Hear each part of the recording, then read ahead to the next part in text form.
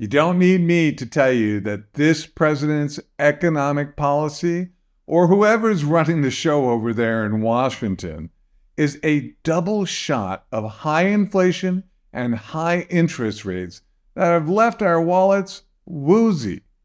And for those of you who are uncertain about the impact on our retirement accounts, one economist says he has the answer, and you're not going to like it. Economic uncertainty means you have to keep up with what's happening. Make sure you subscribe, and we'll keep you in the know. Since the president took office, real wages are down between 3 and 5%.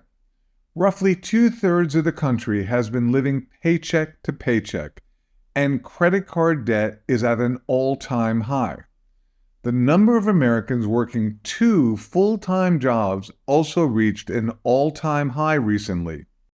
But for those consumers who are also retirement savers, it might not be as clear just how much high inflation and high interest rates have affected their nest eggs. One PhD economist says he knows the answer. According to analysis by Dr. E.J. Antony, retirement accounts have lost nearly 25% of their real value in the 2.5 years that the president has been overseeing the economy. Antony determined that from the first quarter of 2021 through the third quarter of 2023, the average nominal value of the nation's roughly 60 million 401k accounts dropped from $133,800 to $116,800.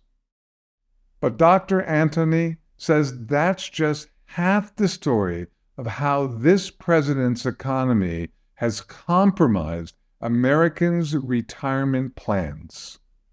As he explains it, this is only the nominal loss and should be adjusted for inflation to determine the change in real value for the average 401k plan. Prices faced by retirees have increased sharply since the beginning of 2021. Dr. Antony says the total real or inflation-adjusted losses in a 401k of average size from Q1 2021 through Q3 2023 amounted to $33,200, decreasing its true value from $133,800 to $100,600, a decline of 24.8%. Antony says a decline in the real value of retirement savings by as much as 25% could mean for some seniors delaying retirement by up to a decade if they seek to rebuild their accounts. For a lot of older Americans, however, the burden of working and saving for longer may be too much to bear. What will they do instead? In Antony's assessment, it seems reasonable that some Americans nearing retirement will choose a lower standard of living than previously planned, instead of working for an additional decade to fully rebuild the real value of their IRAs.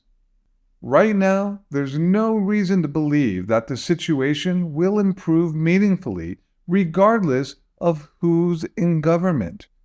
With that in mind, it's more important than ever to prepare for what's to come. That's why I suggest you take the time to learn more about what's really going on in the economy by attending our exclusive one-on-one web conference at AugustaPreciousMetals.com/webconference.